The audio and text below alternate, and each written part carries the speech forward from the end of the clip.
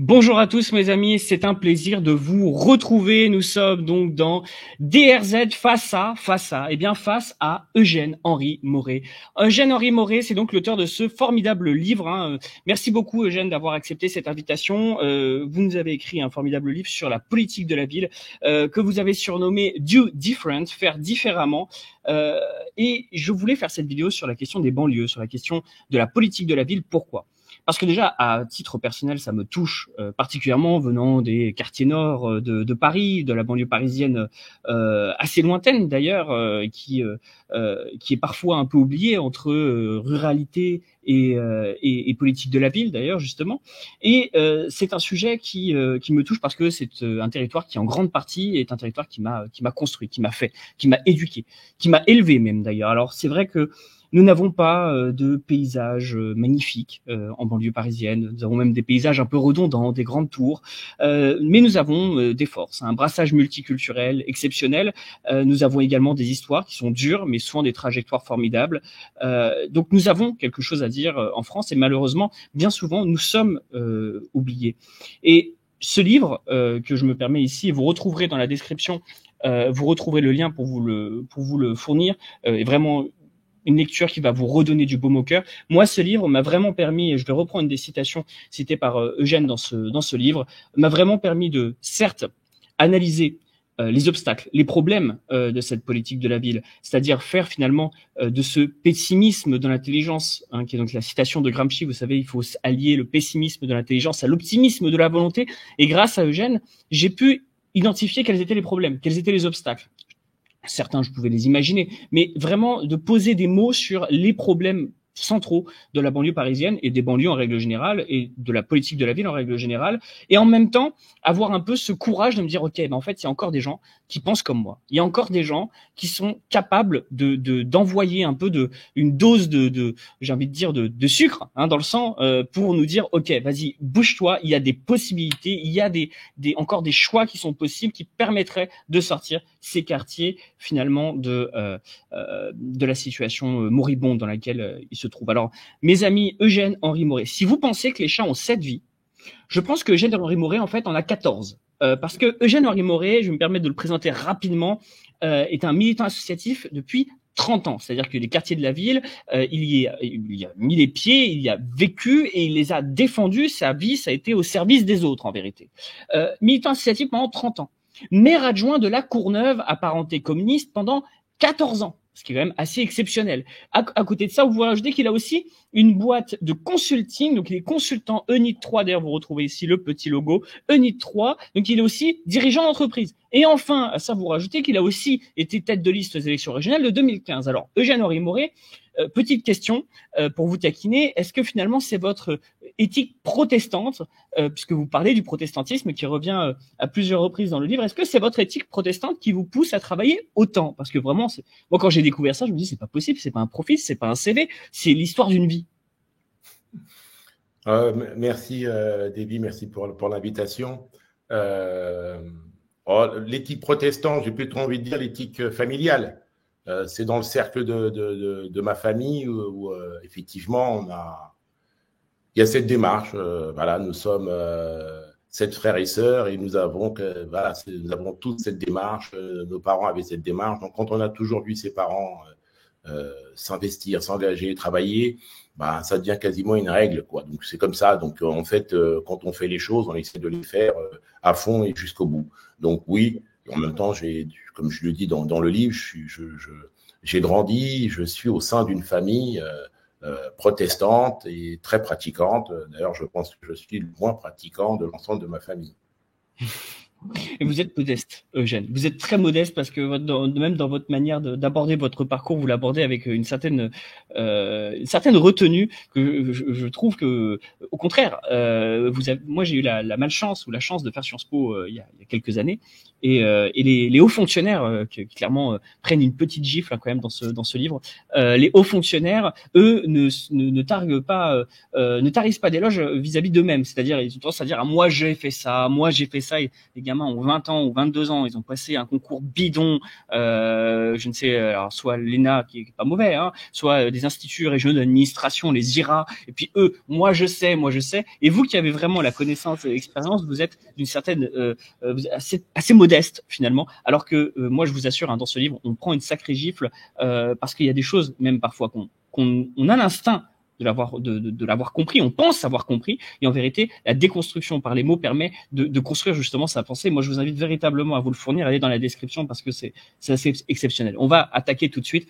Je pense, Eugène, le centre de votre discours, c'est celui de la politique de la ville.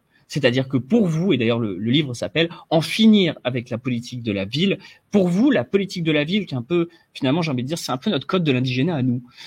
C'est-à-dire en banlieue parisienne, d'ailleurs qu'on soit, comme on dirait chez moi, Toubab, Renoir ou Rebeu, finalement, on a un peu notre code de l'indigénat, c'est-à-dire des règles qui s'imposent à nous, qui ne s'imposent pas au reste du territoire.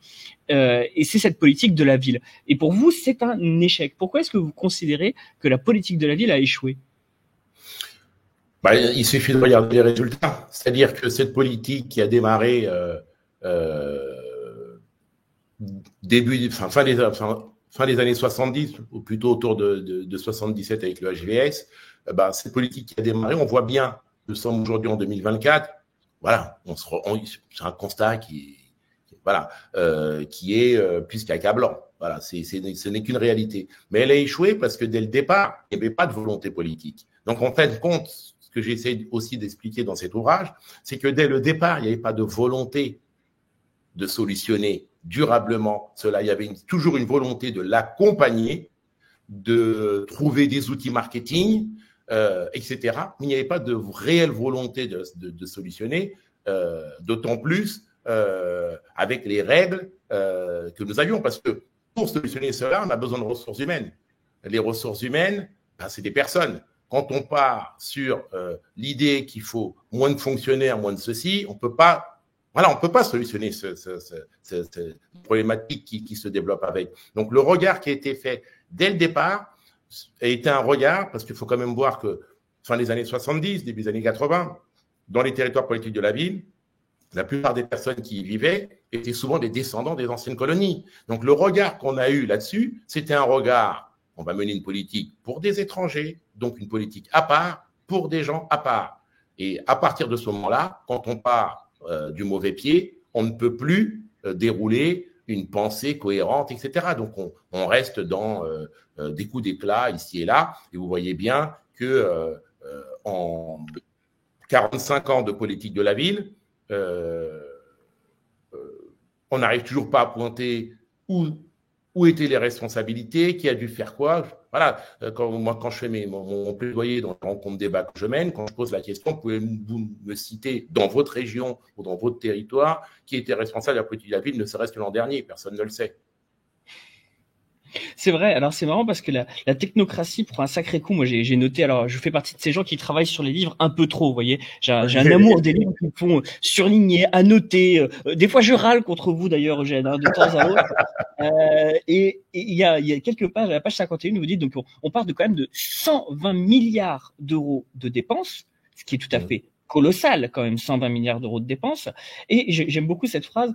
Au final, la politique de la ville, dans son manque de cohérence, se résume à une liste d'acronymes: HVS, CNDSQ, ZEP, CNV, DIV, LOV, GPU, ZUS, ZRU, ZFU, FIV, ANRU et des plans d'urgence. Malheureusement, ces accompagnements ont surtout servi à rémunérer les divers professionnels de la politique de la ville, les entreprises, cabinets divers et variés et autres intervenants de la politique de la ville, sans se soucier de leurs compétences et pertinence. Et ça me faisait un peu penser à cette phrase du Guépard, vous savez, il y a tellement de projets là, donc les ZUP, finalement tous ces nouveaux quartiers, les QPV, ce genre de choses.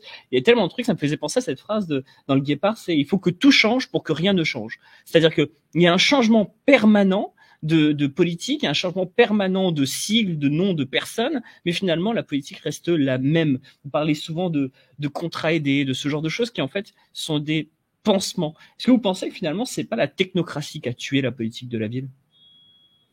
La technocratie a participé à cet échec, mais pas que.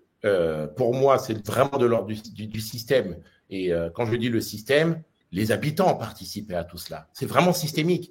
Pour être dans ce mensonge collectif qui dure depuis bientôt 50 ans, il faut bien que tout le monde y contribue. Sinon, ce ne serait pas tenable. Or, ça tient encore aujourd'hui. Ça tient toujours. On est toujours en train de pointer du doigt sur les mauvais responsables. On est toujours en train de réfléchir encore de plus en plus à des actions marketing pour que chacun puisse faire sa carrière. Il y a des gens qui ont bâti leur carrière sur cette thématique, hein, que ce soit des politiques, que ce soit des hauts fonctionnaires, etc. Et j'avais même remarqué une chose que beaucoup de professionnels ont remarqué également, c'est que on avait le sentiment quand on s'occupait de cette question-là, c'était presque on était au purgatoire. Et puis bon, vous inquiétez pas, une fois que vous avez fini vos 2 ans là-bas, on vous donnera dans un endroit sympa. Vous voyez, c'est quelque chose qui, voilà, on voit bien la façon dont on l'a traité. Et moi, je dis, il y a vraiment un lien au fait que quand cette politique elle a été pensée, la plupart des personnes qui habitaient étaient les descendants des anciennes colonies. On n'a pas réglé ce problème. En France, on n'a pas fait, je vais dire,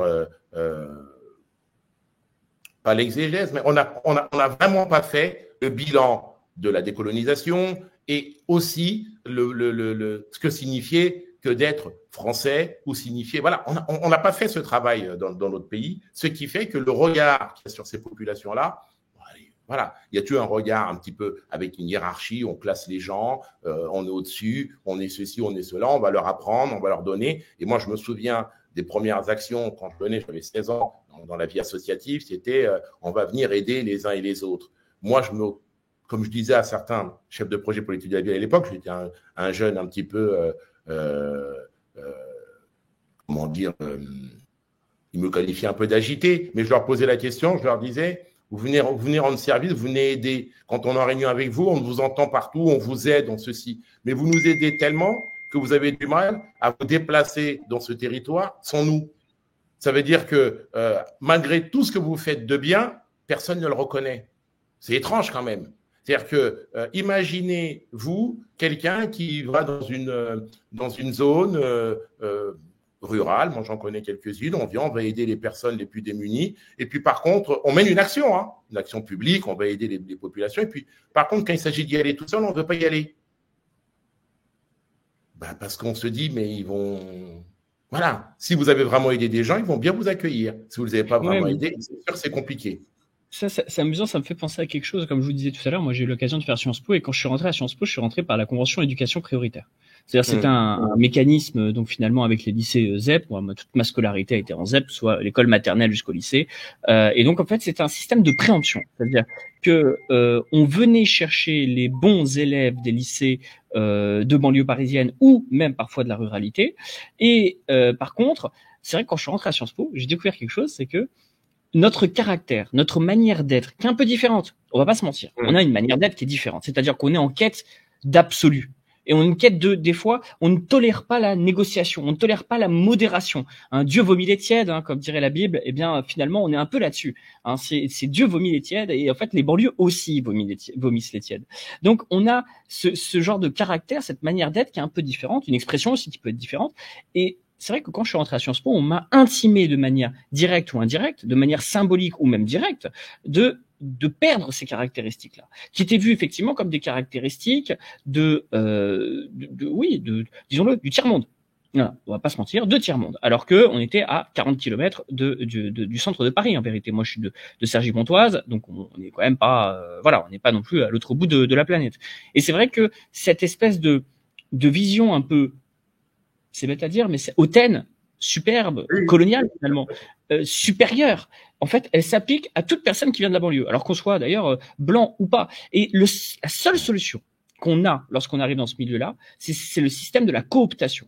C'est-à-dire que un rebeu doit devenir un futur bourgeois, comme vous les appelez souvent sur Spo, les bourgeois, c'est-à-dire finalement intégrer cette classe sociale qui lui donnera en fait cette espèce de carte de si tu n'intègres pas ni pute ni soumise en tant que présidente, a priori tu l'intégreras en tant que vice-président. Voilà, et ça te donnera cette carte de je suis le représentant coloré de la banlieue parisienne dans la classe bourgeoise. Et c'est vrai que il y a encore un truc colonial. Il y a quelque chose, et vraiment jusque récemment, je me je ne l'acceptais pas parce que je me disais la République est une et indivisible. Et vous aussi, le thème de la République pour vous, c'est quelque chose d'essentiel.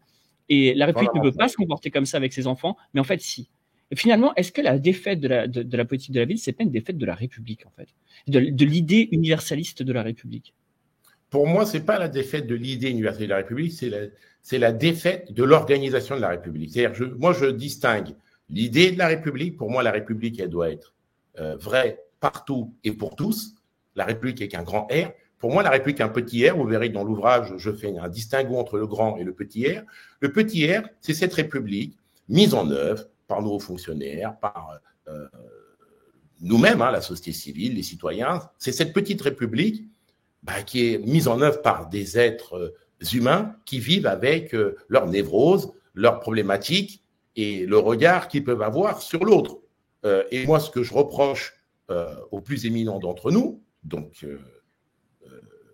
à nos dirigeants, c'est que s'ils sont dirigeants, c'est qu'on leur a conféré le droit, la possibilité d'organiser cette société, mais au nom de la République, avec un grand R.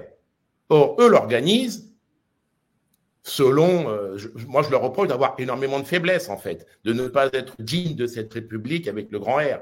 Voilà, je leur reproche tout ça en fait, y compris dans mon ouvrage, quand vous dites que les hauts fonctionnaires, c'est ça que je leur reproche. Parce que justement, quand on a créé, quand le général de Gaulle a fait justement l'ENA, c'était pour avoir des personnes qui soient au-dessus de ce genre de petites faiblesses, puisque c'est ce qui nous avait conduit à 39 la capitulation. Donc, ils voulaient avoir des personnes qui soient... Aujourd'hui, ces hauts fonctionnaires bénéficient toujours un petit peu de cette aura, de cette idée-là, mais en fait, on s'en est éloigné, puisqu'ils sont redevenus des personnes avec énormément de faiblesses. Et malheureusement, on peut constater ces faiblesses, mais eux, en tout cas, ne l'acceptent jamais.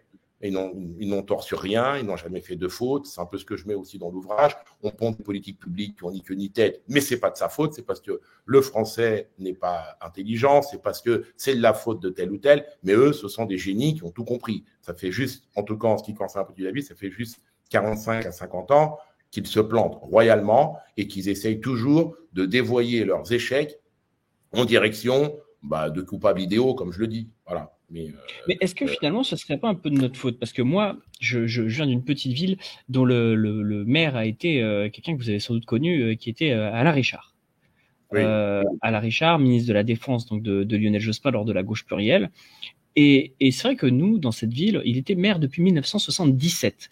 Il a quitté ses fonctions en 2014 de mémoire, où nous avons d'ailleurs fait, ou 2020 pardon, nous avons fait une campagne sans étiquette contre lui, parce que nous en avions marre, avec une liste sans étiquette, avec des gens justement des quartiers. Nous en avions marre et on a essayé de reconquérir un peu ce sens civique. Mais force est de constater que la population, pour un logement, que la population pour une piste de paddle, j'en sais rien, pour un plat de lentilles en vérité, la population locale, nous en fait, nos frères, nos sœurs, nos amis, les gens avec qui on est à l'école, continuent à voter pour des gens qui vont leur promettre je ne sais quel petit avantage, je ne sais quelle responsabilité, des fois même symbolique. Tu vas avoir un potager familial dans telle zone, machin, et on continue à voter ou en tout cas à donner le pouvoir, à déléguer notre pouvoir à ces gens-là. Est-ce que finalement le problème c'est pas nous? On a un pet au casque, c'est pas possible. Nous avons les dirigeants que nous méritons, bien sûr. Moi, après, c'est comme on dit, le fou la poule, etc. C'est quel est le niveau de culture générale dont on est capable d'obtenir, de travailler. Quelle est notre compréhension des institutions? Vous voyez, dans l'ouvrage, je dis qu'on devrait, peut-être dès la maternelle, parler de ce que c'est que les institutions qui organisent la vie de la société. Qu'est-ce que c'est que ces histoires de réseau? Dès la maternelle, on devrait comprendre que... C'est-à-dire que si on a acté qu'on vit dans ce monde-là, on doit enseigner et on doit permettre l'accès à cette prise de conscience de tous. Et pour moi, ça doit partir de l'école. Voilà. De tous. Et malheureusement, on arrive à des niveaux où les gens, l'intérêt général, déjà comme vous disiez, chez nos élites, chez nos dirigeants, l'intérêt général, voilà, c'est passé d'époque. On n'est plus au sortir de la Seconde Guerre mondiale. Alors, imaginez dans la population. Pour ça, je disais tout à l'heure, pour moi, c'est de l'ordre du système. C'est systémique. C'est-à-dire que la population, les dirigeants, la société civile, tout le monde participe à ce mensonge collectif et tout le monde a l'impression qu'il fait les choses pour le bien de tous, mais en réalité, chacun ne fait les choses que pour son bien personnel. L'intérêt général, aujourd'hui, est réduit à sa portion la plus congrue. C'est terminé. C'est-à-dire que personne ne veut se l'avouer, mais il faut être en capacité de se le dire. Ce qui anime aujourd'hui les uns et les autres, c'est les intérêts personnels et les petites lâchetés au quotidien. C'est-à-dire qu'on regarde, est-ce que je dois me mouiller là-dessus? Si je suis le seul, je vais me faire taper dessus. C'est y compris, même si c'est des choses qui piétinent nos valeurs, on fait comme si on n'a pas vu. Et donc, c'est toutes ces petites lâchetés au quotidien, toutes ces dérives, ces déviances individuelles vers justement l'individualisme qui nous mènent à tout cela. C'est-à-dire que plutôt de se dire la place en crèche ou l'appartement, forcément je l'aurai si je suis dans un système transparent et démocratique. Non, on se dit, on a déjà intégré qu'on est dans un système totalement inégalitaire et qu'il faut par tous les moyens s'en sortir. Et c'est ça la vraie problématique que nous avons dans la société française aujourd'hui. Les choses ont été intégrées en tant que telles par les uns et les autres et on se dit, on n'a aucune chance de créer la République comme on la rêve avec le grand R. On n'a aucune chance de la créer, alors on va s'accommoder de ça tout en disant qu'on est dans une très belle République, etc. On va s'en accommoder, donc les gens vont s'adapter à tout ceci, mais parce que les gens n'ont plus de rêve. C'est marrant, c'est exactement ce que j'allais dire, Eugène. C'est parce qu'en fait, finalement, cet individualisme. Ok, bon, il y a un individualisme. La République n'est pas bonne. Ok, mais même comme ça, personne n'a jamais dit, je veux dire, si on reprend l'histoire du XXe siècle, il y avait des contestations de comment est organisée la République. Il y avait des organisations, des appareils idéologiques d'État ou des appareils idéologiques extérieurs à l'État qui organisaient la société quand même dans les banlieues. Moi, chez moi, dans ma ville, il y a eu les anciens, ils ont appris à lire et écrire avec l'Église, en fait. Il y avait des bonnes sœurs qui donnaient des cours de lecture. L'Église a capitulé. Je n'ai jamais croisé le prêtre de ma ville. On est 27 000 habitants. J'ai vécu 30 ans. Je n'ai jamais croisé le prêtre de ma ville. Jamais. Quand je vous dis jamais, c'est jamais. L'Église a capitulé. Le Parti des travailleurs, le grand Parti des travailleurs, le parti des 600 000 fusillés, comme on l'appelait, le Parti communiste français, qui structurait la vie des gens quand même. C'est-à-dire, il y avait les classes vertes, on partait en vacances avec le parti organisait des colonies de vacances, le parti organisait des cours même d'ailleurs de marxisme, en tout cas, bref, on apprenait des choses avec le parti organisait la société, structurait la société. Et finalement, ça aussi, ça a disparu. Et finalement, il n'y a plus rien qui structure. Alors bon, on a encore la chance quand même pour les croyants musulmans, il y a peut-être encore des communautés qui peuvent structurer un peu, mais il n'y a plus rien qui structure en vérité les banlieues parisiennes. C'est-à-dire que l'individualisme a même réussi à détruire les organismes qui luttaient contre l'imperfection de la République, qui était pour certains l'Église, pour d'autres le Parti communiste. Enfin bref, en tout cas, il y avait quelque chose. Comment c'est possible? Qu'est-ce qui s'est passé pour que aujourd'hui on n'ait plus aucune structure? C'est-à-dire, si aujourd'hui je veux rencontrer quelqu'un dans ma ville, on veut se rencontrer ou on veut organiser quelque chose, on n'a plus aucune structure qui pourrait nous aider. Qu'est-ce qui s'est passé? La problématique, de mon point de vue, c'est que ces populations, qu'elles soient, je parle des populations les plus fragiles, les plus pauvres, qu'elles soient en zone rurale ou qu'elles soient dans ces territoires prioritaires à la politique de la ville, elles sont considérées comme des publics captifs. Je pars du principe, moi, que justement, tout ce qui existait par le passé, qui a capitulé, comme vous le dites, ont capitulé parce qu'ils estimaient que ce n'était plus leur public. C'est-à-dire, ils organisaient un certain nombre de choses, non pas pour aider les gens à s'émanciper, de mon point de vue, mais parce que c'était à eux. Donc, c'était aussi une façon d'être, en tant qu'organisme, être reconnu dans le grand débat national, c'est-à-dire autour de la table. Bon, eux, ils représentent les populations entre guillemets pauvres, eux, ils représentent, etc., etc. Ils vont faire l'apprentissage de l'écriture, la lecture, etc. Mais c'était ça, quoi. C'était une organisation de la vie sociale, mais toujours, de mon point de vue, pas dans un objectif d'émancipation, de république pour tous et par tous. Il y a quand même ce besoin, et qui perdure, que les uns et les autres n'accèdent pas au savoir, n'accèdent pas à la connaissance. Et c'est toujours la même chose. Et ces structures-là, Malheureusement, elles existent. C'est peut-être pas l'Église, mais aujourd'hui, il y a tout un tas, multitude d'associations qui sont nées, et voilà, entre guillemets, je vais employer des termes, mais c'est un peu, je grossis le trait, mais voilà, c'est des parts de marché. Moi, j'ai tel petit groupe, j'ai tel autre, et on recommence cette négociation, non pas dans l'émancipation de l'individu, non pas dans l'autonomie de l'individu, mais toujours dans cette idée de clientèle captive.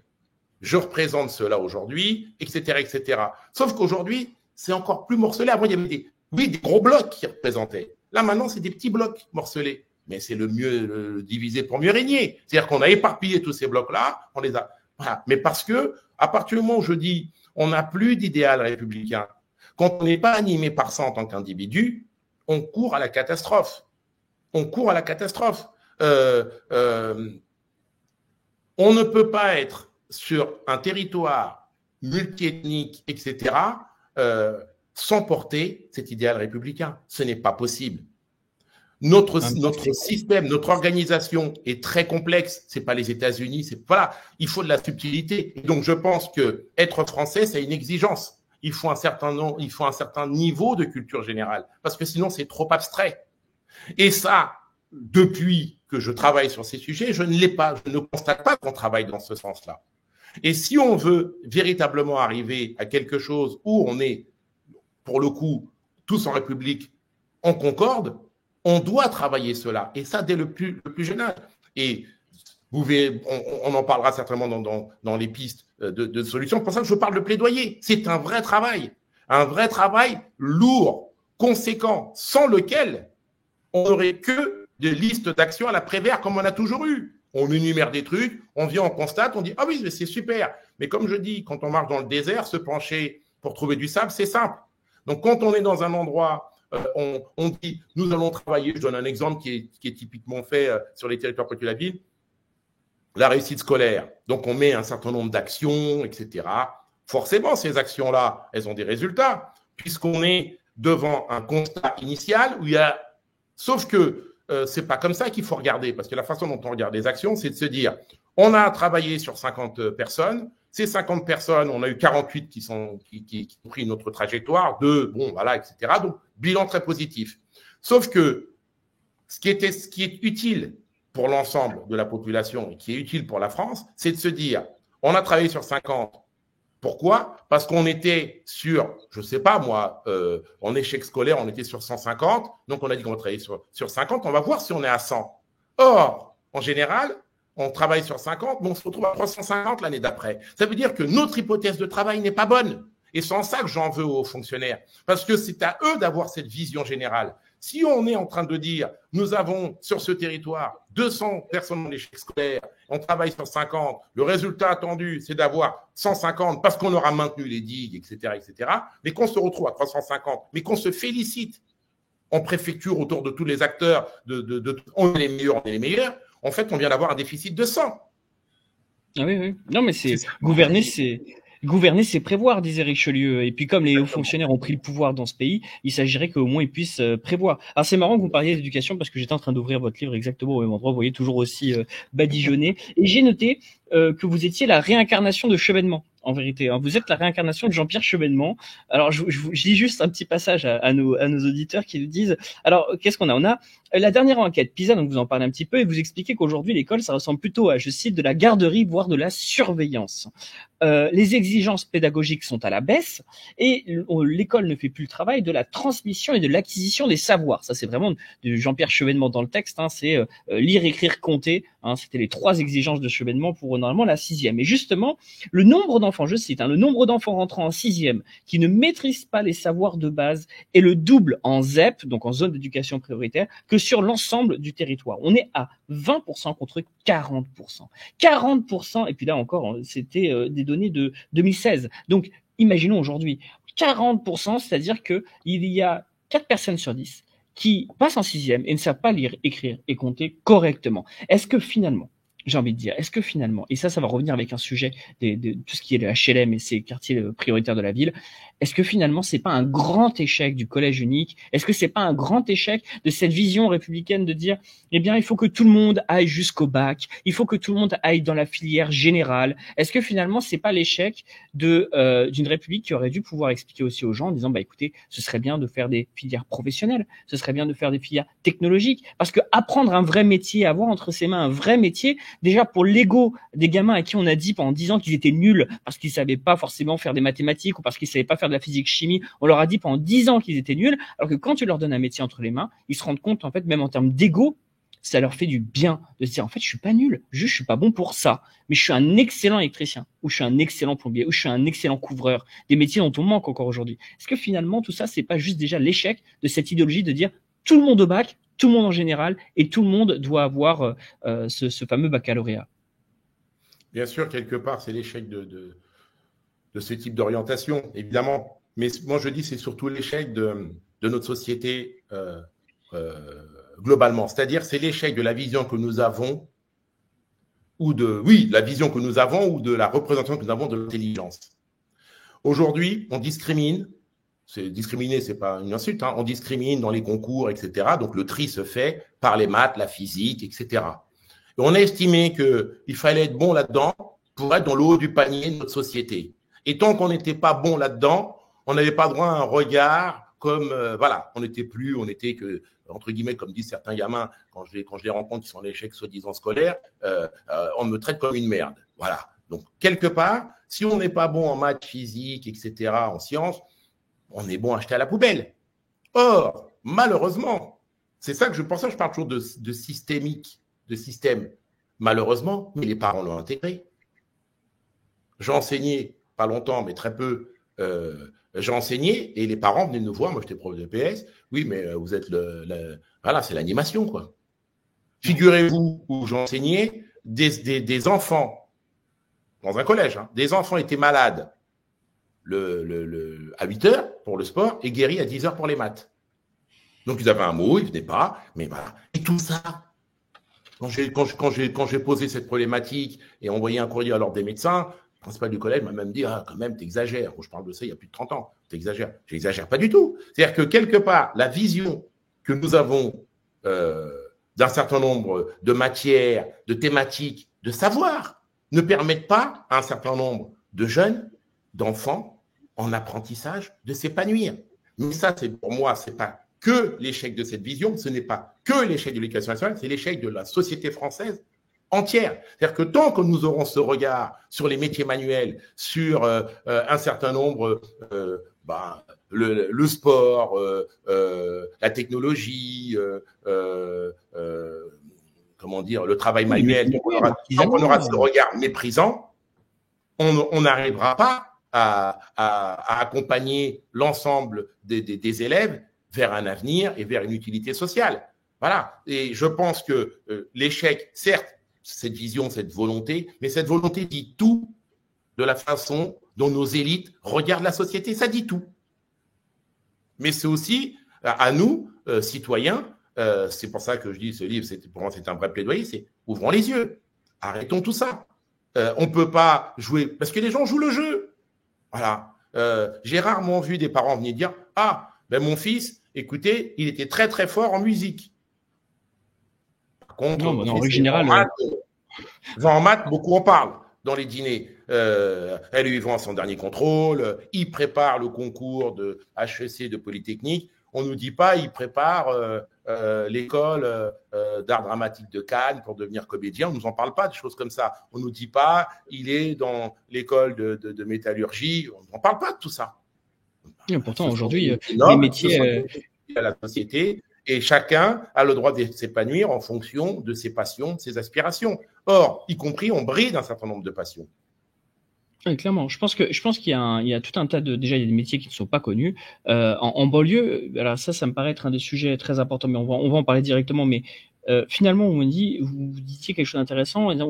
La manière dont nous traitent les élites est vraiment une manière paternaliste. C'est une manière un peu un peu comme si nous étions un espèce des bovins, un espèce de troupeau de bovins qu'il faudrait gérer plus ou moins. Et c'est marrant parce que la question du chômage, c'est exactement ça. C'est-à-dire que finalement, on est arrivé avec le chômage. Alors déjà, le chômage qui est très largement le résultat de la désindustrialisation, de la destruction des industries en France, hein, qu'on a largement détruit. Or, ces quartiers prioritaires de la ville, hein, auparavant ce qu'on appelait l'HLM, ils ont été faits pour des ouvriers. Hein, donc en fait, finalement, on a retiré les industries du cœur de ces territoires, hein, les Chibani qui allaient travailler dans les usines du 78, on pense à Flins, on pense à tout ça.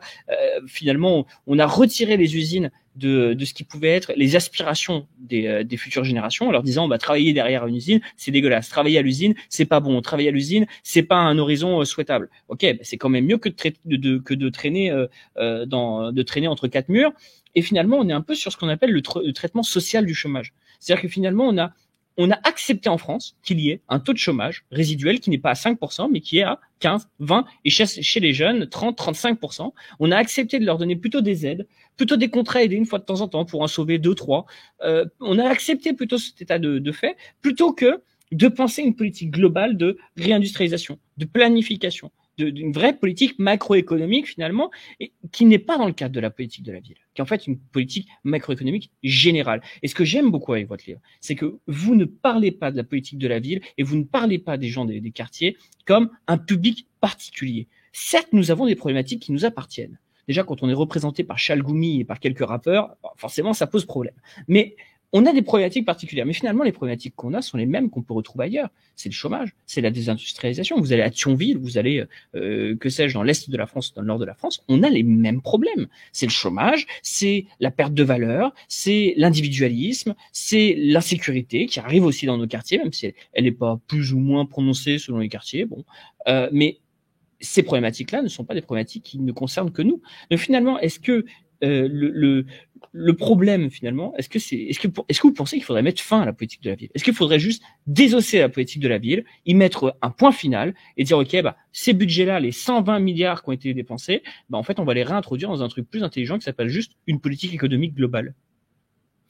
Moi, je pense que la politique de la ville a été distinguée, mise à part pour ne rien faire. Donc, moi, je suis pour la fin de la politique de la ville. Je ne veux plus de ministère politique de la ville, ça ne m'intéresse pas.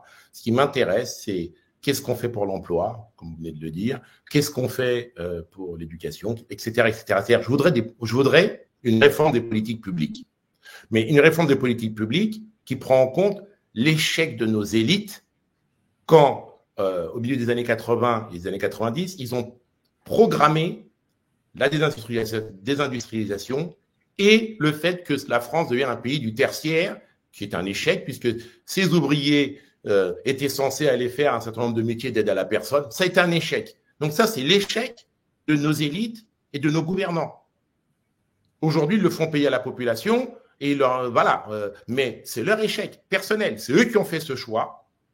C'est un choix, peut-être dans les cadres du contrainte de l'Europe, mais ça, c'est un choix qu'ils ont fait en toute conscience et en mentant à la population, parce que ça n'a jamais été présenté comme ça. Donc, effectivement, au moment où on ferme ces usines, on fait ce choix de dire ce sera les pays en voie de développement qui vont faire tout ça pour nous, et puis nous, on sera un pays du tertiaire, machin, etc. On va plus se salir les mains.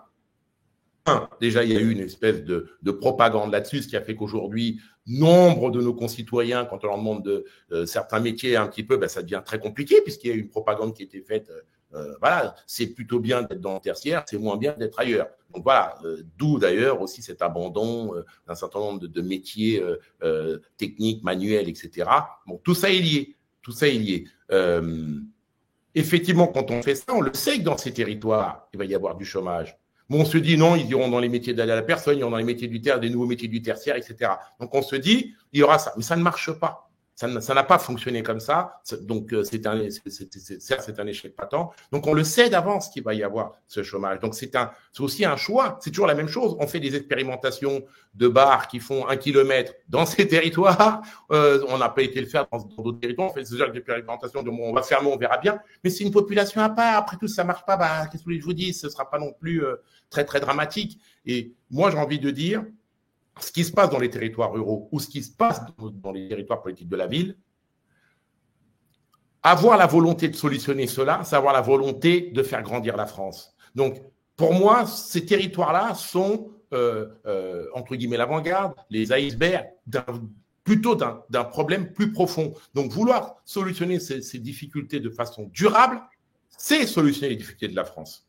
Voilà. C'est pour ça que je ne regarde pas spécifiquement cela en disant oui, les banlieues, etc. Cette problématique-là vient d'un choix de politique économique, d'un choix de politique de gouvernance ou de démocratie dans un pays. C'est des choix. Quand on fait ces choix-là, on sait ce qui va advenir. Parce qu'on parle beaucoup des quartiers prioritaires petits de la ville, mais voilà, pour avoir sillonné aussi les zones rurales, c'est la même chose, voire pire.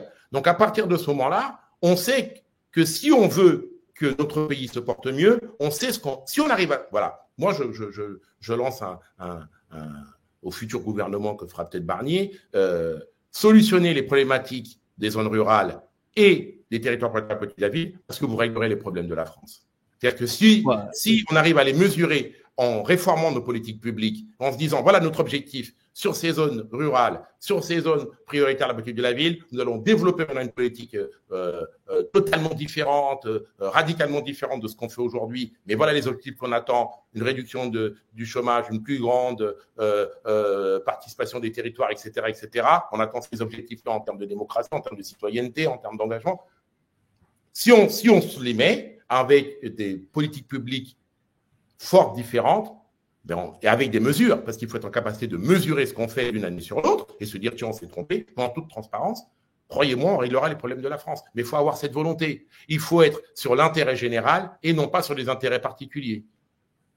Oui, en plus, c'est intéressant ce que vous dites, parce qu'effectivement, l'évaluation des politiques publiques est importante, quoi. On nous gonfle à Sciences Po avec ça, hein, comme quoi il faudrait évaluer les politiques publiques. Ouais, c'est marrant, dans les politiques de la ville, il n'y a jamais d'évaluation de long terme des politiques de la ville. Et pour cause, elles changent de nom, de structure, d'objectifs tous les 15 jours. Donc forcément, pour contrôler quelque chose qui est mouvant, hein, c'est un peu la révolution permanente, si je peux me permettre de vous taquiner, Eugène. C'est un peu la révolution permanente dans les administrations, et c'est un peu compliqué de les suivre. Alors, ce qui est amusant, c'est la manière de traiter les banlieues. Moi, je me rappelle, je sais pas si vous vous rappelez de ces épisodes, et Manuel Valls qui était venu en banlieue il y a quelques années, lorsqu'il était Premier ministre. Manuel Valls, le bien nommé, le bienfaiteur de Barcelone, le fuyard de tous les scrutins. D'ailleurs, j'ai entendu dire qu'il y avait actuellement une élection au Botswana et Manuel Valls serait candidat. Et Manuel Valls était venu en banlieue et il nous avait dit on va créer, alors j'ai trouvé ça exceptionnel, pour un mec de gauche, hein, écoutez bien, pour un mec de gauche, ça c'était quand même exceptionnel. Il dit nous allons créer un diplôme national de danseur hip-hop. Et il fait cette annonce en allant en banlieue. Et j'ai dit, mais espèce de narvalo, comme vous direz chez moi, espèce d'énorme narvalo.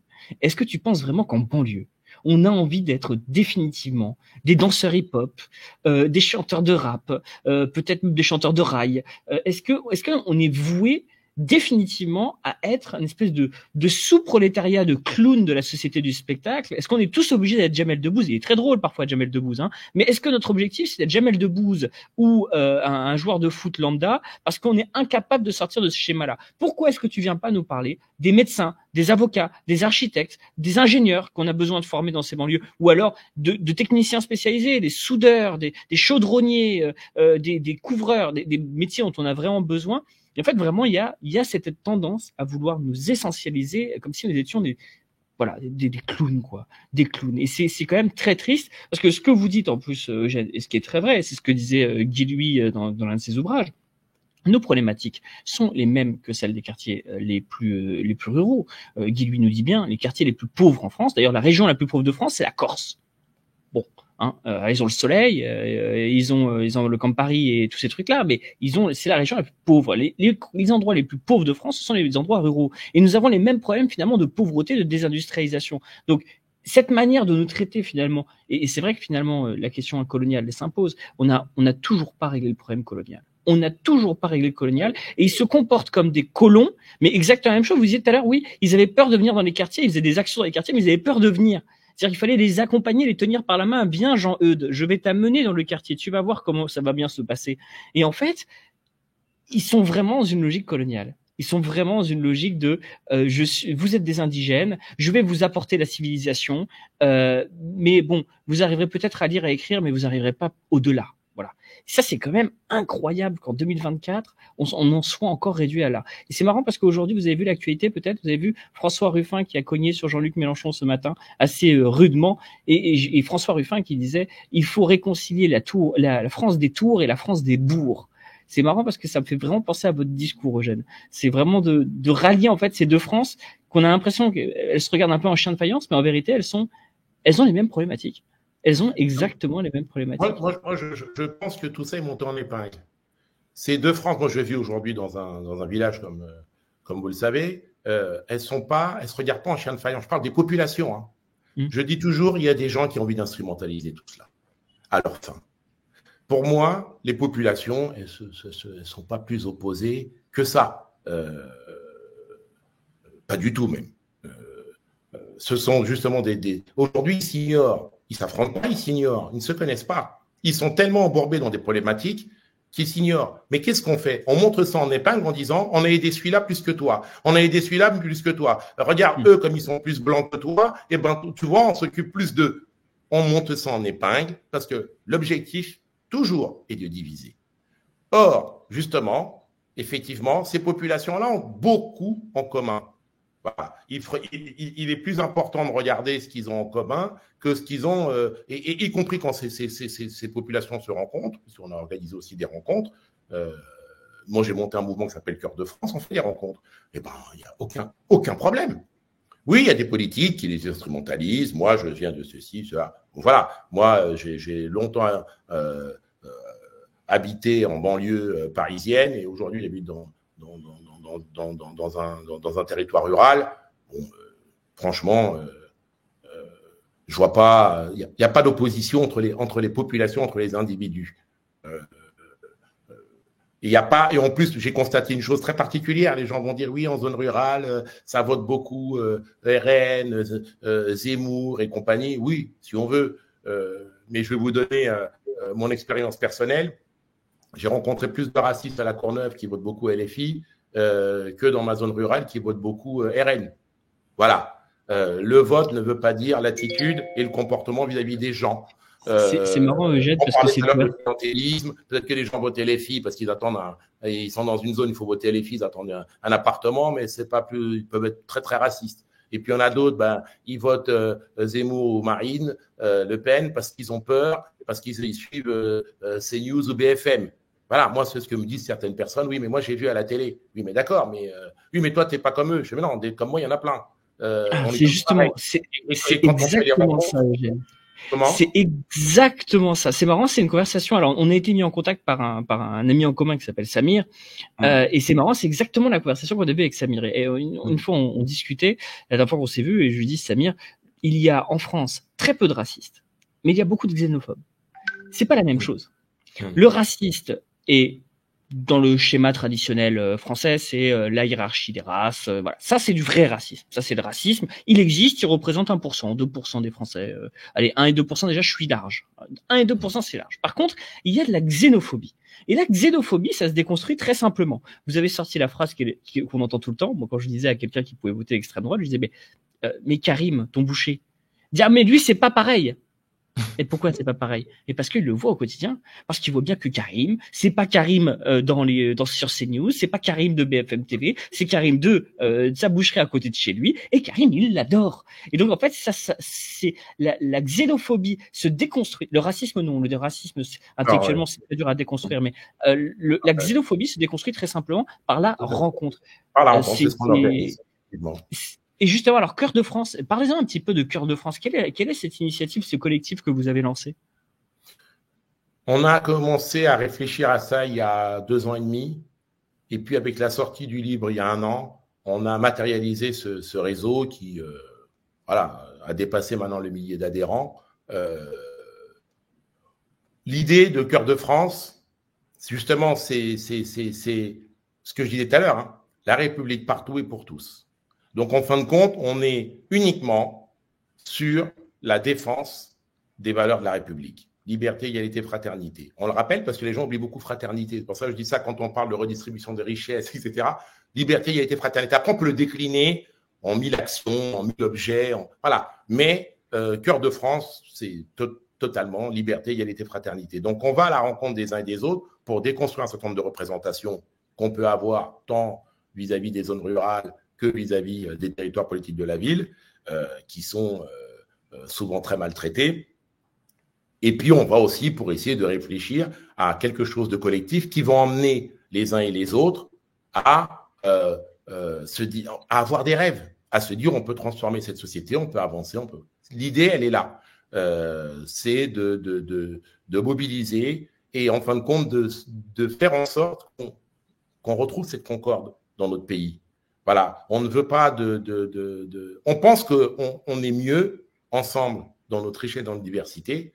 C'est impossible que de dire ça, que à se jeter des anathèmes et à se pointer du doigt. Ça n'a aucun sens. Donc pour nous, c'est vraiment cet objet-là. Il peut paraître naïf, mais c'est cet objet-là. Et concrètement, quand je dis peut paraître naïf, mais quand on essaie de mobiliser sur le terrain, je peux vous dire que c'est très compliqué. Pour la simple et bonne raison que l'individualisme a gagné, etc., etc. Donc tout le monde se dit oui, bon, tout le monde est d'accord avec ça. Non, tout le monde n'est pas d'accord avec ça. Tout le monde est d'accord avec cette idée, mais tout le monde n'est pas d'accord pour être acteur là-dedans. C'est ça qui est différent. Et l'objectif de Cœur de France, c'est de mobiliser un maximum d'acteurs parce que nous, on a la volonté d'être, dans notre mouvement, des passeurs. On a beaucoup trop de radicalité dans notre société française et nous, on veut être des passeurs. On veut être ceux qui disent « Non, non, non, non, tu as entendu ça de cette personne, alors je vais t'expliquer pourquoi cette personne parle comme ça. Tu as entendu ça de l'autre. Maintenant, vous avez bien compris l'environnement de l'un et de l'autre, essayez de discuter entre vous. Vous allez voir que vous allez tout de suite vous comprendre parce que vous avez la même envie, mais on vous a habitué à accuser l'autre. Donc, notre objectif à nous, c'est cette concorde. Et quels que soient les sujets. Non, c'est très intéressant, mais c'est amusant, Eugène. Enfin, c'est amusant.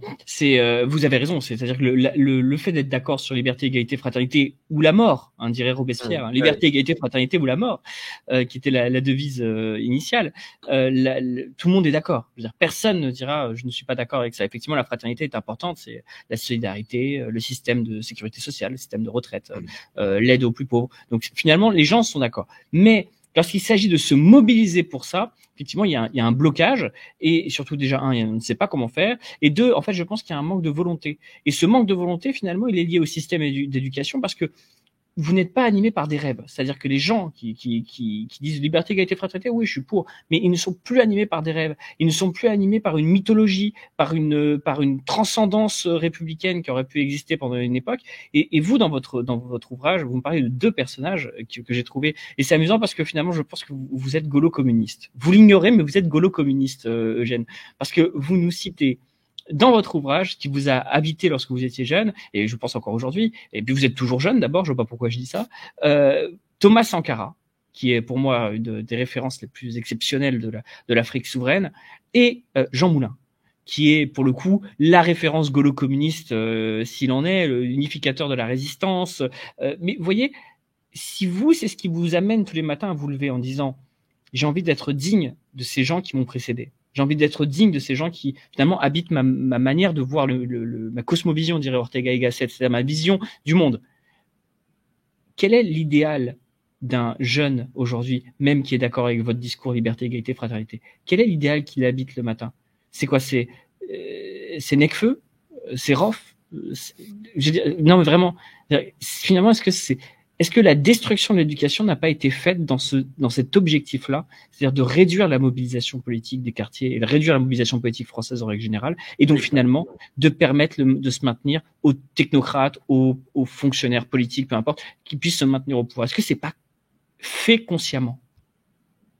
On peut se poser la question dans la mesure où on s'aperçoit qu'effectivement le niveau de culture générale régresse à chaque fois, le niveau de prise de conscience, de distance par rapport au dogme régresse constamment, qu'on voit un certain nombre d'outils marketing, de matraquage. Aujourd'hui, je constate que, comment dire, comment dire, les hommes, les femmes et les hommes politiques ne sont plus vraiment animés d'un idéal de société, mais à la recherche du buzz. C'est-à-dire qu'en réalité, aujourd'hui, c'est pas tant j'ai envie de construire cette société qui les intéresse, c'est j'aimerais avoir ce poste. Et pour ça, il faut que j'utilise tel ou tel outil. Et c'est triste, mais c'est un constat avec lequel il va falloir vivre et avec lequel nous vivons aujourd'hui et sur la base duquel nous travaillons d'ailleurs dans le cadre des constructions. Mais il faut partir de ce constat-là, c'est-à-dire que on n'a plus envie de, quand je disais on n'a plus de rêve, les gens ils se disent pas tiens j'aimerais une société plus juste et tout. Non, non, non. Leur rêve c'est une nouvelle basket, quel marketing, quel truc. Et c'est la même chose pour les politiques publiques, la politique publique de la politique de la ville. Les gens n'ont pas, les élites qui ont porté cette politique publique et qui continuent de la porter, se disent pas, je vais travailler à résoudre le problème, même s'il faut 25 ans. Parce qu'il faut quand même, il faudra beaucoup de temps. Je ne dis pas que quelqu'un va le faire en un mandat, en 5 ans, c'est impossible, aujourd'hui, de mon point de vue. Mais personne ne se dit ça. Les gens se disent, qu'est-ce que je vais trouver pour qu'on pense que j'ai réussi? Et donc, on identifie ce moment-là. Donc, en fin de compte, et c'est pour ça d'ailleurs qu'on parlait d'essentialisation tout à l'heure. Pourquoi? C'est pour ça d'ailleurs que les populations de ces territoires sont réduites à dealers ou Zidane. C'est-à-dire que, comme je disais moi quand j'ai été élu, je ne comprends pas que vous me parliez que de ceux qui ont des réussites exceptionnelles, particulières, liées à leur résilience. Voilà. Plus que même aux outils et aux outils que la République a mis sur leur chemin, c'est aussi leur résilience. Et puis vous me parlez d'autres qui sont en échec total. Ils représentent quoi ceux-là? À tout casser 1 et 1%, donc ça fait 2. Et 98 autres pourcents, ils sont où? Et quand je reviens à la politique de la ville, on pense ces politiques publiques pour ces 2%, pour valoriser celui qui a une réussite exceptionnelle, stigmatiser celui qui a un échec patent, mais les 98%, ils rasent les murs, ils sont invisibles. Invisibles. Donc effectivement, pour rêver, ça devient compliqué. Parce que pour rêver, il ne faut pas avoir forcément une très, très grande figure, j'ai envie de dire. Parce que moi, comme je dis dans l'ouvrage, on m'a dit, mais c'est marrant, toi, les gens que tu idéalises, ils sont tous morts avant d'avoir fini leur mission. Je l'ai mis dans le livre, c'est vrai que c'est un trait particulier. Le jour où on m'a fait cette remarque, j'ai dit, tiens, c'est vrai. Ils ont jamais Même fini. Jésus, hein. Attention Eugène, hein. Voilà. Même Jésus. Voilà. Et pour moi, ça veut dire juste que je suis un idéaliste. Mais être idéaliste, ce n'est pas une insulte. C'est vouloir le meilleur dans ma démarche à moi pour tous. Effectivement, ils ont été stoppés avant. Parce qu'effectivement, moi, je pense qu'ils n'ont pas été stoppés, que l'arrestation de Jean Moulin n'est pas si claire que ça. Et que voilà. Je pense la mort de Thomas Sankara, elle n'est pas non plus très claire non plus. Elle n'est pas non plus très claire. Mais ils ont été stoppés parce qu'une fois de plus, est rentré encore en jeu les intérêts personnels, les intérêts particuliers. Et quand on est ce genre de personnes qui sont Jean Moulin ou Thomas Sankara, la façon dont ils portaient les choses indiquait à ceux qui étaient dans leur environnement qu'il n'y avait pas moyen de sortir de cela pour l'intérêt général. Mais comme certains avaient des intérêts particuliers, ils devenaient problématiques. Donc, il fallait se débrouiller pour qu'ils ne soient plus là. Ça a toujours été ce truc-là. Moi, je pense que ces personnes seraient en vie si dans cet environnement, majoritairement, les gens avaient ce... C'est pour ça que je dis, c'est systémique. Quand les gens sont toujours prêts à abandonner parce qu'ils n'ont plus de rêve, ils ne croient plus en rien, ils pensent que tout ça est un fait établi et qu'il faut tirer son épingle du jeu, c'est un mauvais postulat. Et ensuite, ils se drapent de discours universalistes, de discours fraternels, etc. Mais au fond d'eux, ce qui les porte, ce qui les anime, ce qui les font se lever le matin, c'est pas l'intérêt de son voisin, c'est leur intérêt personnel. Et c'est en ça que c'est compliqué. Et c'est en ça que, pour moi, tout ça passe par le plaidoyer, la rencontre, les discussions, invitation à lire tel ou tel livre, invitation à rencontrer telle ou telle personne. Parce qu'on n'arrivera pas à emmener les moins jeunes, les jeunes, vers le chemin que nous avons envie de porter, nous, dans le cœur de France, si on ne va pas à la rencontre. Pour moi, il n'y a pas de génération spontanée et je pense que ça a été détruit depuis tellement d'années aujourd'hui que ce n'est pas, même dans les réseaux sociaux, même une petite phrase, c'est pas le marketing qui va le régler. C'est véritablement un travail de fond et une rencontre. Je suis assez d'accord et c'est vrai que là finalement ce que vous dites c'est la question de la transcendance en fait. C'est toujours la même chose en fait. C'est la question de la transcendance. Qu'est-ce qui nous anime et qu'est-ce qui nous permet en tant qu'homme de tenir droit en fait. C'est-à-dire quelle est notre colonne vertébrale. Et ça finalement ça peut être le discours républicain. Ça peut être la fameuse école de la République, la Troisième République, Péguy, la grandeur de Clémenceau. On rêve là, on peut. Hein, on rêve avec ce qu'on a. C'est Jaurès, qui disait que la République sans socialisme est vide. La République doit être garnie de socialisme. Bon, il y a cette transcendance-là. Et puis finalement, il y a aussi la transcendance religieuse qui anime aussi beaucoup de gens et qui aussi a un discours et a quelque chose, a une voix à apporter, a quelque chose à apporter. Et même si on a essayé de les opposer à partir de la loi de 1905, on a essayé de tuer le catholicisme. D'ailleurs, être communiste, c'était une excommunication. On était viré de l'Église catholique. On n'avait même plus le droit de communier. Vous vous rendez compte? On n'avait plus le droit même de selon les chrétiens, enfin selon les catholiques, la messe c'était quand même l'endroit où on pouvait communier avec Dieu. Et c'était interdit pour un communiste. Donc il y a vraiment une lutte à mort entre la République et le communisme d'un côté et de l'autre côté l'Église. Mais finalement, ces deux transcendances-là, elles faisaient un homme. C'est un peu Don Camillo. Vous connaissez Don Camillo avec Fernandel. On est vraiment là-dedans, quoi. Mais finalement, ces deux discours-là sont un peu à reconstruire. C'est-à-dire, il faut reconstruire une transcendance. Vous me parlez du livre. Justement, j'en profiterai d'ailleurs. Voilà, ça, c'est de la transcendance. Ça, c'est de la transcendance parce que c'est quelque chose qui vous relie aux autres. La religion, c'est deux choses. Ça vous relie à Dieu et ça vous relie aux autres. La religion, c'est ça. C'est religarer. Religarer, c'est être relié aux autres. Et finalement, ça vous relie aux autres. Parce que vous comprenez l'intérêt général, vous comprenez l'intérêt de votre voisin et en quoi vous avez des intérêts convergents et en quoi, finalement, vous pouvez aider les autres. Être dans le cœur de France, c'est de la transcendance. Être dans une organisation structurée, c'est de la transcendance. Au même niveau que, même si c'est une chose différente, des registres différents que la question religieuse.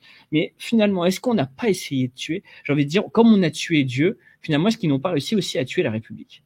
C'est un peu la même chose pour moi. Est-ce que finalement, ils n'ont pas d'abord essayé de tuer Dieu, la fameuse phrase de Nietzsche, et puis voilà, les réseaux, le réseau de, on va le dire, le réseau de gauche, des réseaux de gauche appuyés sur certains réseaux occultes, ils ont tué la République plutôt l'idée de Dieu dans un premier temps, et ensuite tué la République, puisque finalement, ils essaient pas de détruire finalement tout ce qui est un peu d'enraciner en nous, c'est-à-dire le rêve, la vision de Dieu. Est-ce que c'est pas l'enracinement qu'ils essaient de massacrer?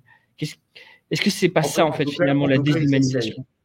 En tout cas, ils essayent. Moi, je pense très fortement, très fermement qu'on ne peut pas tuer la République avec un grand R.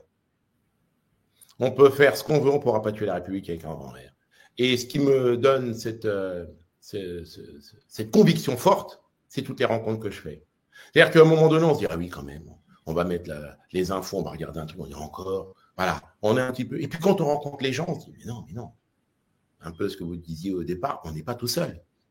Donc, on ne peut pas tuer cette belle idée qui est la République, c'est impossible. Mais moi, je pars du principe que la République, elle est vivante. Alors, je le dis dans l'ouvrage. La République, elle est vivante. Et pour la nourrir, c'est chacun d'entre nous. La problématique, c'est qu'une grande majorité d'entre nous oublient de la nourrir ou ne veulent même pas la nourrir. Donc, en réalité, la République, oui, il y a des gens qui ont des intérêts particuliers à affaiblir la République. Il y a des gens qui ont des intérêts particuliers à éloigner de la transcendance, des convictions personnelles, quelque part, pour être dans des convictions prêtes à porter, j'ai envie de dire. Prêtes à porter ou prêtes à dire. Mais on ne peut pas y arriver à partir du moment où il y a une poignée d'irréductibles qui continuent de travailler là-dessus, parce que quelque part, c'est un rêve universaliste. Donc, oui, on peut tenter, mais voilà. Je pense que cette idée-là, si tout le monde se met à nourrir la République, ça ira. En fin de compte, je vais vous raconter des anecdotes que j'ai par moment, que j'ai eu dans mon parcours, y compris professionnel, parce que je me sers beaucoup, moi, de mes convictions aussi et de choses comme ça quand je suis dans mon activité. J'ai eu à un moment donné affaire à un certain nombre de jeunes qui étaient en train de m'expliquer qu'on ne pensait pas à eux, ce qu'on disait au départ, territoire oublié, Et je leur ai posé juste une question. Et bien sûr, ils incriminaient la République. On lui dit liberté, mais c'est de la merde, et compagnie, et compagnie. Bon, c'est très bien. Je lui dis, mais la République que tu es en train de me décrire, pour moi, bon, c'est une République avec un petit R. C'est la République des individus, des hommes qui doivent l'organiser. Moi, je te parle de l'idée de République. Quand est-ce que dans ton existence, tu as essayé de la nourrir? Parce que pour qu'elle vive, cette République idéale dont tu appelles de tes voeux, elle a besoin d'être nourrie. Parce qu'il y en a qui ne veulent pas qu'elle vive. Et eux, ils nourrissent la destruction de cette République. Pendant que toi, tu es en train d'attendre que cette République te protège. Et sans la nourrir. Et je prends toujours cet exemple basique de dire, si cette République est née dans le sang, c'est qu'il y avait des gens qui étaient très farouchement opposés à ce qu'elle naisse. Et il ne faut pas penser que, aussi bien que je dis l'idée de la République ne peut pas mourir, l'idée que se faisaient ces personnes-là de la société ne peut pas mourir tant qu'elle vit dans leur tête. Donc, ils vont continuer de se battre. Si aujourd'hui, vous ou moi, qui avons envie de porter la République telle que nous la connaissons aujourd'hui et que nous chérissons, ne nourrissons pas cette République, mais elle est morte, puisque les autres n'ont pas envie qu'elle existe, ils vont l'attaquer par tous les biais. C'est un peu ce que vous disiez par de très belles images. Elle est attaquée de partout, que ce soit du point de vue économique, du point de vue démocratique. La République est attaquée de partout.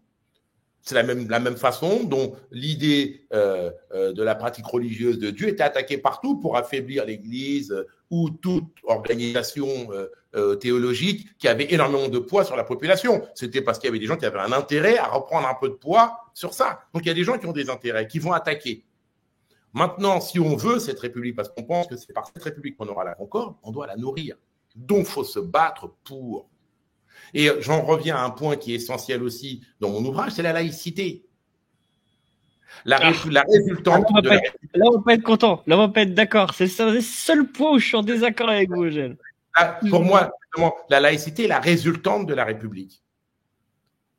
Ça veut dire que si aujourd'hui on arrive à être une distance des dogmes, c'est qu'on a une population qui a un niveau de culture générale, un niveau particulier pour être à cette distance-là et ne pas mêler ses intérêts personnels, ses convictions personnelles avec autre chose.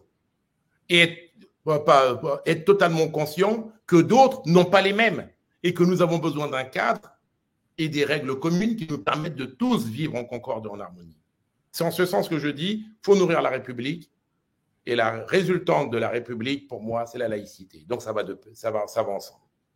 Ouais, je suis assez sceptique moi sur la question de la laïcité pour une raison simple, c'est que je pense que la tolérance religieuse existe dans les religions elles-mêmes. C'est-à-dire qu'elles ont une source. En vérité, la tolérance religieuse a une source religieuse qui peut se trouver par elle-même, sans avoir à faire recours à avoir recours plutôt à la laïcité, qui à mon sens est un moyen, et surtout la laïcité militante qu'on voit arriver depuis des années Sarkozy, qui est surtout un moyen de taper sur une partie des chrétiens, des musulmans et des juifs, de telle manière à les invisibiliser. Et ça, c'est un problème. C'est-à-dire l'invisibilisation de la foi, à mon sens, détruit la transcendance. Et bon, à mon sens, même la République française s'appuyait sur une branche catholique. Bon, vous savez mieux que moi, les protestants connaissent mieux les textes que les catholiques ou que les autres croyants. Hein, vous rendez à Dieu ce qui est à Dieu et à César ce qui est à César. Lorsque Jésus est interrogé par les prêtres du temple et par des vicaires de Ponce Pilate, il dit voilà, je donne à Dieu ce qui est à Dieu, c'est-à-dire ce qui lui domaine religieux revient à Dieu, et ce qui lui domaine temporel revient aux hommes, et donc à César, donc l'empereur romain. Donc bon, finalement, la possibilité de vivre dans une concorde entre différentes religions, à mon sens, peut se fonder sur les textes. Là, vous avez l'exemple chrétien, mais en vérité, on retrouve aussi les mêmes choses dans l'islam. Il y a aussi des référentiels qui permettent de démontrer que oui, il y a une tolérance religieuse. Les gens du livre qui sont très tolérés et acceptés. Bon, ça c'est un point de vue différent. Voilà, la laïcité, j'entends qu'on puisse discorder. Après, sur tout le reste, moi je pense que on a fait le tour de plein d'éléments. J'aimerais simplement vous poser une dernière question. Est-ce que vous pensez que l'ensemble des éléments que vous avez apportés, des propositions que vous faites, parce qu'il y a toute une partie sur les propositions, qui est en fait la troisième partie. Est-ce que vous pensez que toutes ces propositions de réindustrialisation, de penser un peu cette politique de la ville différente, est-ce qu'elles sont possibles dans le cadre de l'Union européenne? Ah, pas du tout. L'Union européenne d'aujourd'hui, pas du tout. Comme ça, je ne vais même pas argumenter, il n'y a pas besoin d'argumenter. On ne peut pas, comme je dis, on a besoin de réformer les politiques publiques, on a besoin de ressources humaines, donc de plus de monde. Bon, voilà, ce n'est pas le chemin que prend les orientations aujourd'hui de la politique européenne. Donc non, ce n'est pas possible de mon point de vue. Dans ce cadre-là, ce n'est pas possible. Moi, en plus, je crois vraiment à, cet amalgame avec la société civile.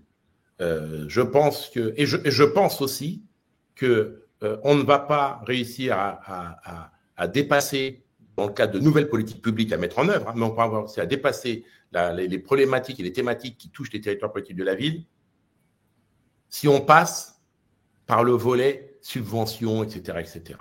C'est-à-dire le misérabilisme. Non, merci. On a vraiment besoin de passer par tout ce que moi j'appelle aujourd'hui le développement économique. On a besoin de développer des richesses. Mais c'est pour ça que je dis, le premier angle, c'est le plaidoyer. On a besoin de voir ces populations-là, non pas comme des populations à aider, mais comme des populations à part entière. Donc, ce n'est pas, les pauvres, non, non, non.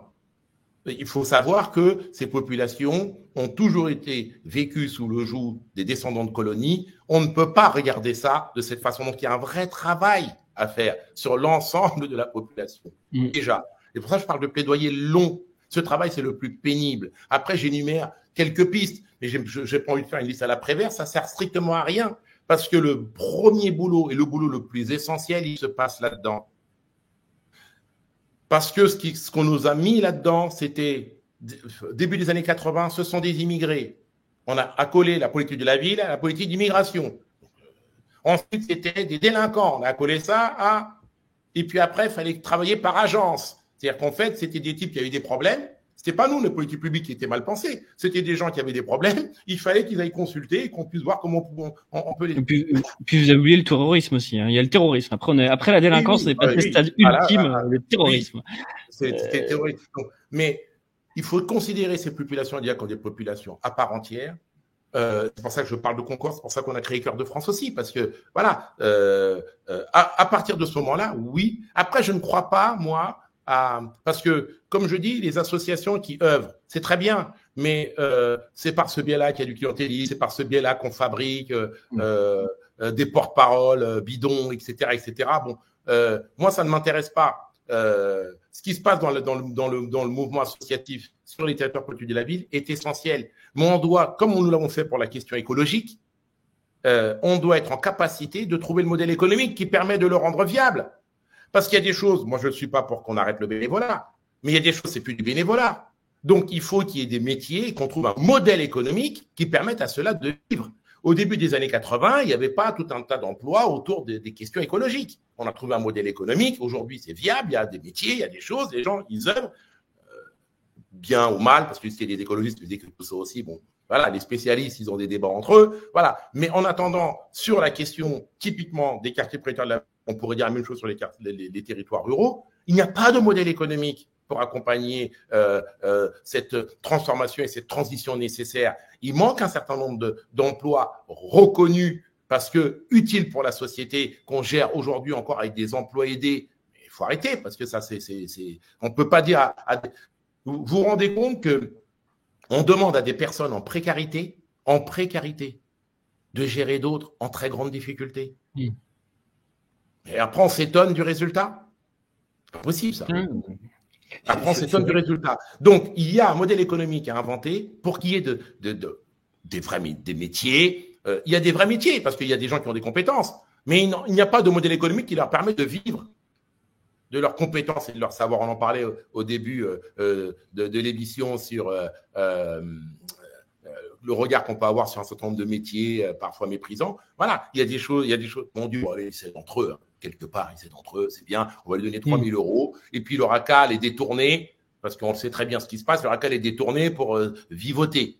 Voilà. Non, ça, c'est la gestion de tribu. C'est vraiment, on dirait on dirait le capot de camp de concentration ou le chef de tribu un peu de l'Algérie coloniale. C'est-à-dire, gérez entre vous. Hein, de toute façon, vous vous connaissez entre vous, vous gérez entre vous, vous avez vos mœurs et votre manière de faire les choses. Et puis la République, hein, elle est loin. Elle est très très loin, la République. On n'a pas besoin que vous comprendriez pas l'idée de toute façon. C'est pas la peine, on va pas vous l'imposer. Donc, et le mal que vivent ces territoires, c'est que justement ceux qui pensent ça, qui le mettent en œuvre, trouvent toujours des gens issus de ces territoires pour jouer le jeu. Et serviles. Et comme je le mets dans le livre, on dirait les chiens qui sont à la table du maître, à qui de temps en temps on jette des os et qui sont contents. Moi, ma référence par rapport à ça, quand je regarde ce qui se passe sur ces sujets-là, les actions menées ici et là, plus ou moins starifiées, etc., c'est Django Unchained. Il y a ce film-là avec le noir de salon et le noir libre. Vous voyez bien que c'est pas celui qui est le plus énervé, c'est pas l'esclavagiste qui en veut le plus à celui qui est libre, c'est le noir de salon. C'était quoi? C'était l'oncle Tom, on appelait ça, je crois, aux États-Unis. Oui, l'oncle Tom. C'était l'oncle Tom. Et oui, de toute façon, il y a toujours des relais serviles du pouvoir malheureusement dans nos quartiers, parce que la précarité en fait amène à ce genre de choses. De la même manière qu'il y a des journalistes serviles parce qu'ils sont précaires aussi, c'est un métier très précaire en vérité, et donc il y a toujours des serviles dans la précarité. Ça, c'est un vrai problème. Mais il y a des gens de bonne volonté, y compris dans la haute administration, dans le monde politique, qui tombent dans ce piège. C'est-à-dire qu'en fait, moi y compris, il faut que ces gens-là prennent conscience qu'effectivement, il y a des gens serviles et que c'est par ce biais-là qu'on enquiste les choses.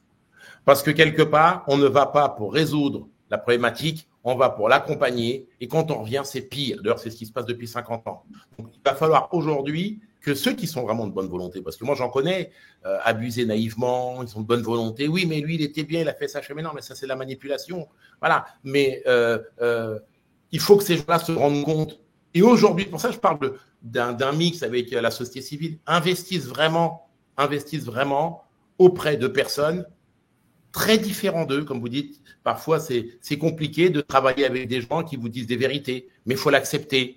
Il faut accepter qu'on n'a pas la vérité absolue, qu'on n'a pas la science infuse, qu'il y a des gens qui ont des expertises et des compétences, certes, qui vous paraissent éloignées, que vous n'avez pas appris dans vos cursus de grandes écoles, etc., mais qui sont la réponse à la situation. Parce qu'au bout de 50 ans d'échec, il faut quand même se résoudre à se dire, on ne sait pas.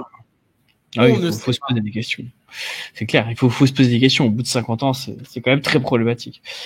Ouais. Eugène, moi, ce que je vous propose, on va, en tout cas, mes amis, vous avez dans les descriptions en bas, je vous mets évidemment le lien pour vous fournir ce livre, mais pas que. Je vais vous mettre aussi les liens, tout ce qui est lié à l'actualité, réseaux sociaux d'Eugène, mais également de Cœur de France. Tout ça, je vous mets dans les liens en dessous. Je vous invite vraiment à y jeter un coup d'œil parce que c'est par la mobilisation collective qu'on peut en vérité réussir à faire bouger un tout petit peu les choses. Et il faut qu'on sorte un petit peu de notre individualisme, on est un petit peu endormi, on est un peuple endormi quand même, demain, on va dire à certains égards, contrairement à d'autres peuples qu'on voit au travers de la planète, on est un peuple endormi, et donc il va bien falloir qu'on se bouge un peu. Et d'ailleurs, pour se bouger, mes amis, le 29 septembre, vous avez le lancement d'un club business. Parce que bouger, ça passe par l'investissement citoyen, mais ça passe aussi par l'investissement lorsqu'il s'agit de rencontrer des gens qui peuvent éventuellement vous donner coup de main, des idées, vous créer un réseau. Et donc, il faut créer des réseaux de gens de bonne volonté. Si vous voulez rejoindre un réseau de gens de bonne volonté, alors je vous parle pas de ces réseaux qui vous prennent toujours un petit billet pour leurs frais personnels, et qui s'enrichissent en fait sur le dos de leur création. Je vous parle d'un réseau dans lequel, pour le coup, vous allez rencontrer des gens qui ont des situations individuelles, d'entreprise. Vous avez d'ailleurs une intervention de Eugène ce jour-là, le 29 septembre. Je vous le mets donc en description. Ça se passera sur Paris, sur une péniche, mes amis. Donc, n'hésitez pas à vous inscrire. Il faut s'inscrire pour pouvoir y aller. Et ce club business, l'idée, c'est justement de créer des liens, des réseaux, et justement de sortir un peu de notre isolement social, de notre individualisme. Donc, c'est parrainé par par Eugène et par Samir Boulefa. Donc vous verrez tout ça dans la description. Et je vous invite véritablement à sortir de cette relation qu'on peut avoir parfois entre ordinateur et individu. C'est-à-dire qu'on est très connecté à YouTube, on est très connecté aux réseaux sociaux, on est très connecté à la chose numérique, mais en fait insuffisamment connecté physiquement avec les gens. Et ça, c'est essentiel, mes amis. Donc, je vous invite à y jeter un petit coup d'œil. Vous allez en description. Et Eugène, je vous remercie encore une fois pour avoir accepté cette intervention. Vous êtes très rare sur les médias parce que j'ai cherché un petit peu ce que vous disiez, ce que vous pouvez faire comme intervention. Vous êtes assez rare et parce que votre parole est d'or, vous vous faites rare et c'est tout à votre honneur. Merci beaucoup, Eugène. J'espère que nous avons participé à éclairer un tout petit peu les spectateurs sur la question de la politique de la ville et de comment elle pourrait être détruite, puis ensuite mieux gérée. Et j'espère surtout que vous avez apprécié ce deuxième numéro de DRZ face à Eugène Henri Moret.